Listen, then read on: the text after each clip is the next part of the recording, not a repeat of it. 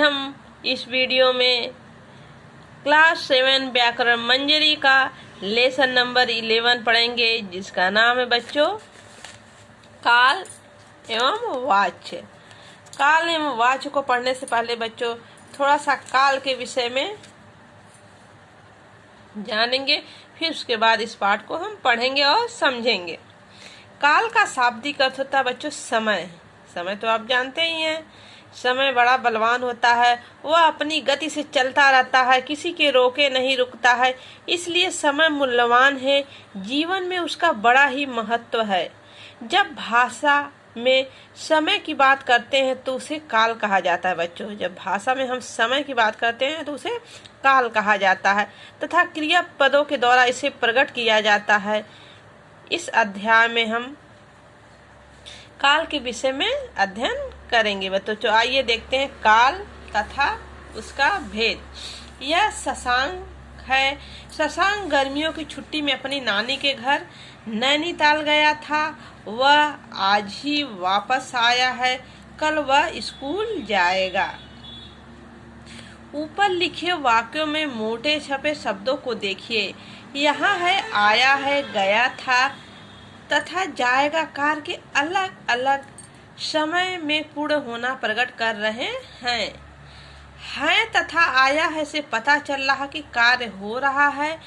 गया था से पता चल रहा है कि कार्य बीते समय से हो चुका है। जाएगा से पता चल रहा है कि कार्य आने वाले समय में होगा। यानी तीनों को दर्शा रहा है बच्चों, भूतकाल, वर्तमान काल और भविष्यत काल। यानी जो बीत गया है उसको भी दर्शा रहा है, जो हो रहा है उसको भी दर्शा रहा है और जो होने वाला है उसको भी दिखा रहा है।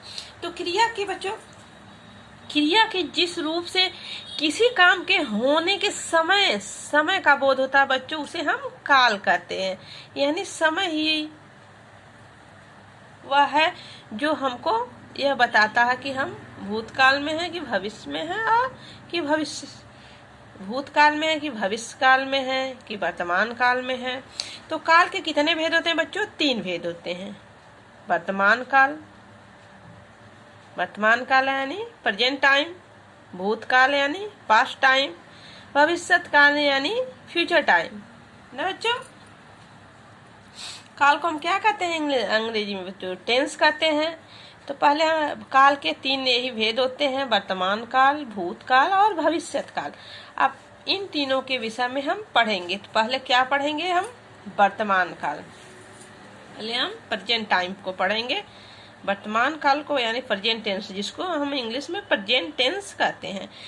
क्रिया के जिस रूप से यह पता चलता है कि कार्य अभी वर्तमान समय में हो रहा है उसे हम क्या कहते हैं बच्चों? वर्तमान काल। जैसे मेघा गीत गाती है, गा रही है इस समय प्रेजेंट टाइम में। हम पढ़ा रहे हैं आप लोगों को किस समय में? प्रेजेंट टाइम में पढ़ा रहे हैं ना, पढ़ा चुके हैं नहीं? अभी हम आप लोगों को पढ़ा रहे हैं प्रेजेंट टाइम में। वर्षा हो रही है, वर्षा हो रही है, वर्षा हो चुकी है नहीं बच्चों, वर्षा हो रही है। यानी क्रिया तो आप लोगों को पढ़ा, इसके पहले वाले चैप्टर में पढ़ाया ना क्रिया, कि जो भी काम का होना, कार्य का भी जो होता है उसे हम क्रिया कहते हैं। तो इसमें क्रिया से हमको यह पता चलता है कि क्रिया किस समय हो रही है, वर्तमान काल में हो रही है कि भूतकाल में कि भविष्यत काल में।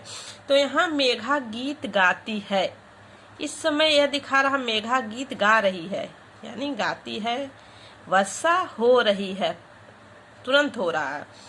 तो उपयुक्त वाक्य में गाती है तथा हो रही है शब्दों से कार्य का वर्तमान समय में होने का बोध हो रहा है, अतः यह वर्तमान काल की क्रियाएं हैं, प्रेजेंट टाइम का बच्चों।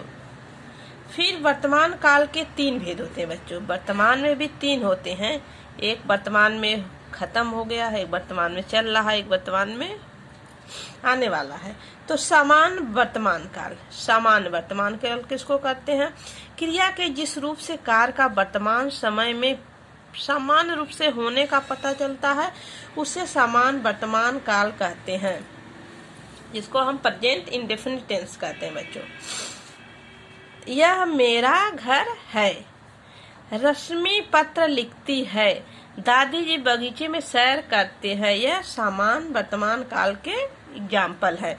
उपयुक्त वाक्यों में है लिखती है, करते हैं क्रिया के समान रूप से वर्तमान काल में होने का पता चल रहा है, अतः यह समान वर्तमान काल की क्रियाएं हैं। नेक्स्ट देखते हैं बच्चों।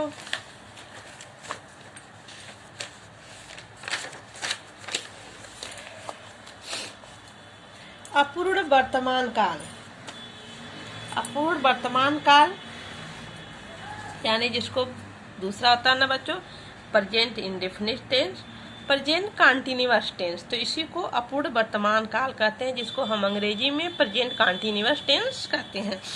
क्रिया के जिस रूप से यह पता चले कि काम अभी हो रहा है, समान रूप से नहीं हुआ है, उसे हम वर्तमान काल कहते हैं।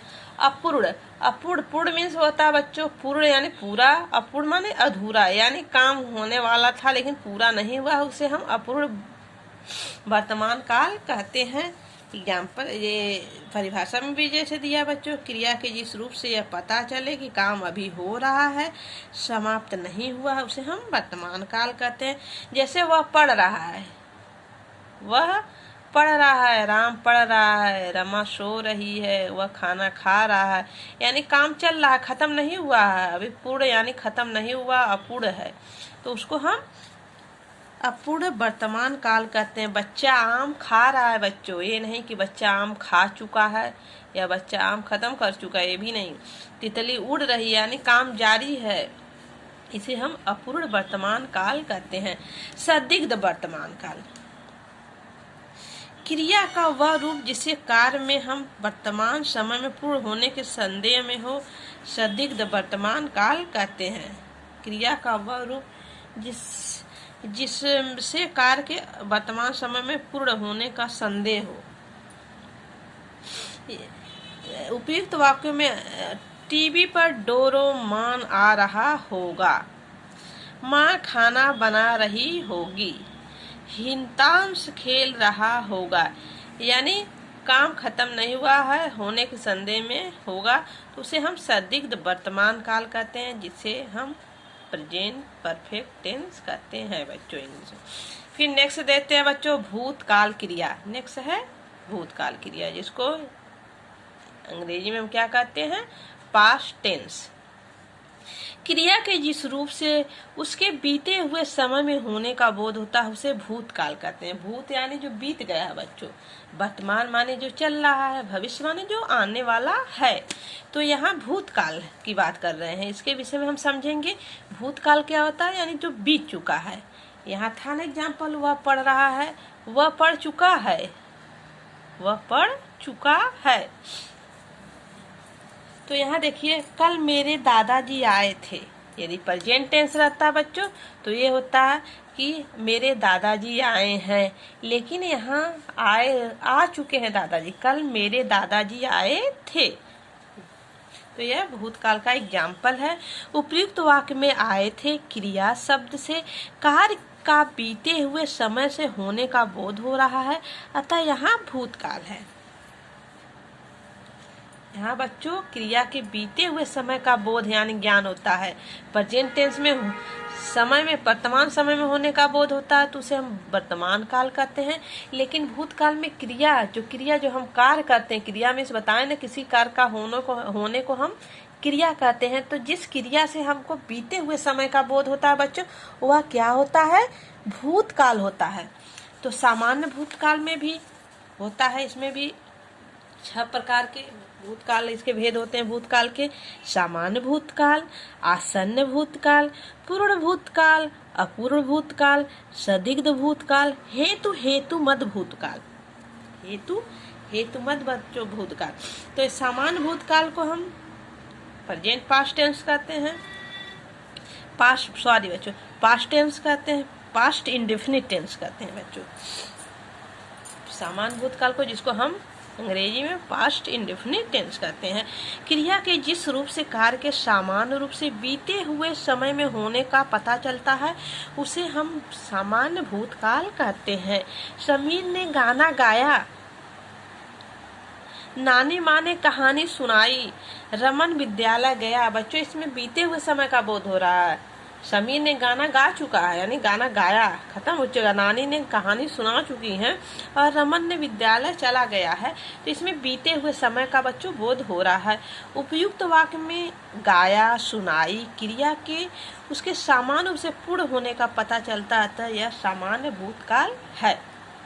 अब दूसरा बच्चों आसन्न भूतकाल। क्रिया के जिस रूप से यह पता चलता है कि कार्य कुछ ही समय पहले हुआ है, उसे हम आसन्न भूतकाल कहते हैं। मोहन आया है, मैंने चित्र बनाया है, डॉक्टर ने हरि को दवाई दी।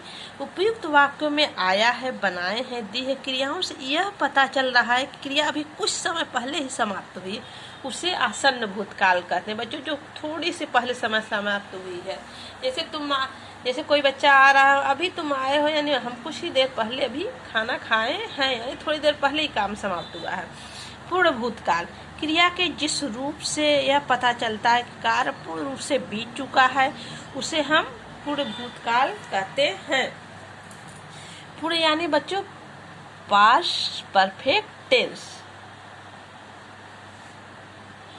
जिसको कहते हैं ये था, जिसको सामान्य भूतकाल को हम क्या कहते हैं, पास्ट इंडेफिनिट टेंस, आसन्न भूत past continuous tense.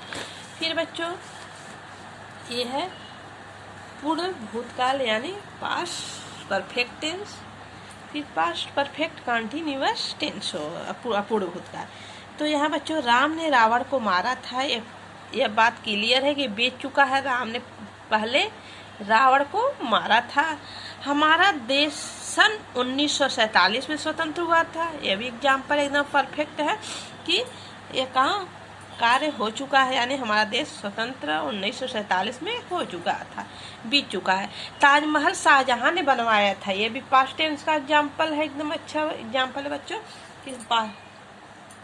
Taj Mahal Shahjahan ने बनवाया था, यानी बीत चुका है। फिर बच्चों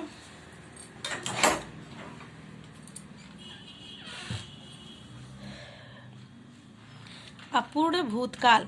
क्रिया के जिस रूप से पता चले कि कार्य के बीते हुए समय में प्रारंभ हो चुका है, वह पूरा हुआ है, उसे अपूर्ण भूतकाल कहते हैं। जैसे वह खाना खा रहा था, माँ टीवी देख रही थी, रचित खेल खेल रहा था। उपयुक्त वाक्य में खा रहा था, देख रही थी तथा खेल रहा था से यह पता चलता है कि खाना खाने, टीवी देखने तथा खेलने की क्रियाएं भूतकाल में ही प्रारंभ हो गई थी, परंतु वे पूर्ण हुई या न हुई यह पता नहीं चल रहा है, अतः यह क्रियाएं अपूर्ण भूतकाल कहलाती हैं। फिर नेक्स्ट है बच्चों संदिग्ध भूतकाल।